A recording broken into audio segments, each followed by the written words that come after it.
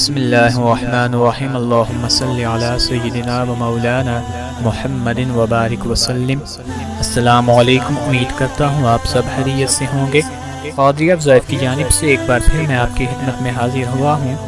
آج میں آپ کو ایک ایسی دعا بتاؤں گا جو حضرت سیدہ فاطمہ الزہرا رضی اللہ تعالیٰ عنہ سے ثابت ہے، اور انہوں نے اپنے بابا حضرت محمد صلی اللہ علیہ وسلم سے حفظ کی ہوئی تھی۔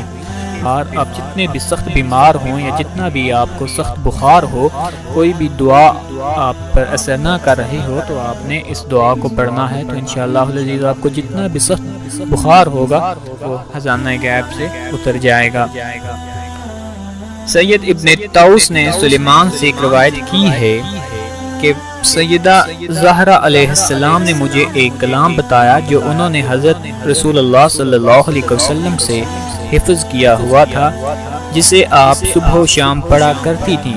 انہوں نے فرمایا کہ اگر تم چاہتے ہو کہ اس دنیا میں تمہیں کبھی بخار نہ چڑھے تو اس کلام کو ہمیشہ پڑھا کرو۔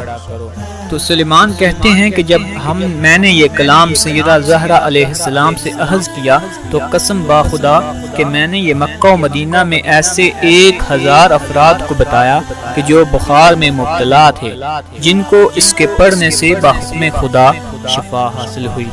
جو دعا ہے وہ سکرین پر آ رہی ہوگی، میں بھی ایک بار آپ کو پڑھ کے سنا دیتا ہوں۔ بسم اللہ الرحمن الرحیم، بسم اللہ الرحمن الرحیم، بسم اللہ النوری، بسم اللہ النور النوری، بسم اللہ نور علی نوری، بسم اللہ الذی هو مدبر الامور، بسم اللہ الذی خلق النور من النور، الحمد للہ الذی خلق النور من النور وانزل النور علی الطور فی کتاب مستور فی رق منشور بقدر مقدور علی نبی محبور، الحمد للہ الذی هو بالعز مذکور وبالفخر مشہور وعلى السراء والضراء مشکور، وصلی اللہ علی سیدنا محمد وآلہ الطاہرین۔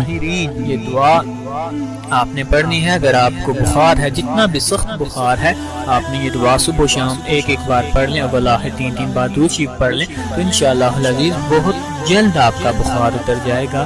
یہ جو دعا ہے یہ حضرت فاطمہ الزہرا رضی اللہ تعالیٰ عنہ سے ثابت ہے۔